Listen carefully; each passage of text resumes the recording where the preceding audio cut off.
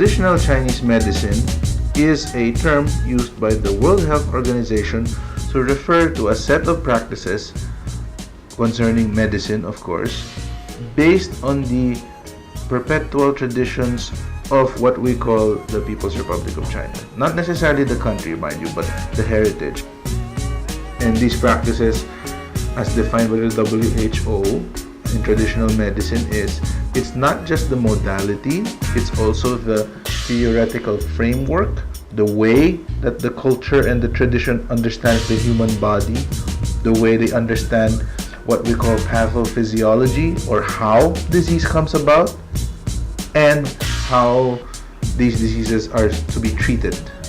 So traditional medicine is more than just the acupuncture needles or the herbs or the massage techniques. It's the underlying philosophy behind it. The question being thrown is, when is traditional Chinese medicine the ideal choice? I must sound like an advertiser right now. In my opinion, traditional Chinese medicine is best exactly where contemporary Western medicine may be deficient or weak. For example, when you get hit by a car, when you have severe infectious diseases, conventional Western medicine is magnificent when it comes to treating these problems. Surgical problems. Western medicine has saved lives, countless lives. But if you haven't noticed, some people, with all the Western drugs, they still can't get rid of their back pain or headache. That's where traditional Chinese medicine is arguably better. The everyday problems of body self-dysregulation. An example of that would be, you feel cold, your body thinks it's cold, and you're stuck in cold mode. Even if the weather is normal, your body still thinks it's cold. That's why you have chronic runny nose, allergic rhinitis, chronic cough that won't go away. Chinese medicine very good in putting your system back into normal mode instead of I think it's cold mode. Whereas if you have pneumonia, Chinese medicine can only do so much. A perfect example of how Chinese and Western medicine can work together, because I prefer to look at how they can work together instead of how one can replace the other.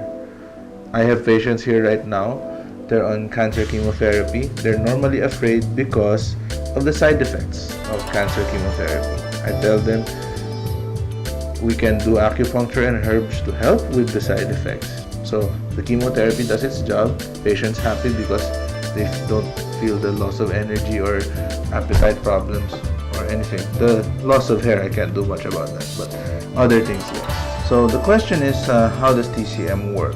Just as with any other forms of medicine, it works by introducing biologic compounds or treatment modalities to try to elicit a biologic change in the physiology and or anatomy of the patient. So by that I mean you give some herbs.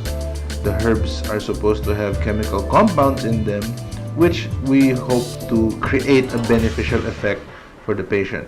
When we do acupuncture, we are also trying to elicit a biologic reaction from the patient through the inflammatory process. So you put a needle in, there will be some swelling, the body will react to the stimulus, and then hopefully that stimulus causes the appropriate reaction, which is a good effect, because you can put a needle in and have a bad reaction.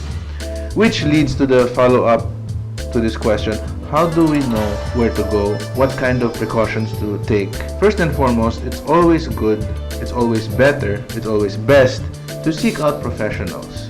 Now, in the Philippines, we have the Philippine Institute for Traditional and Alternative Healthcare, otherwise known as PITAC. This is the government-owned and controlled corporation under the Department of Health that is supposed to be in charge of traditional and alternative medicine in the Philippines. This is by law, Republic Act 8423 or the Traditional Medicine Act of 1997. It's not a licensing board. It can't penalize people for not following the rules as the same as the PRC.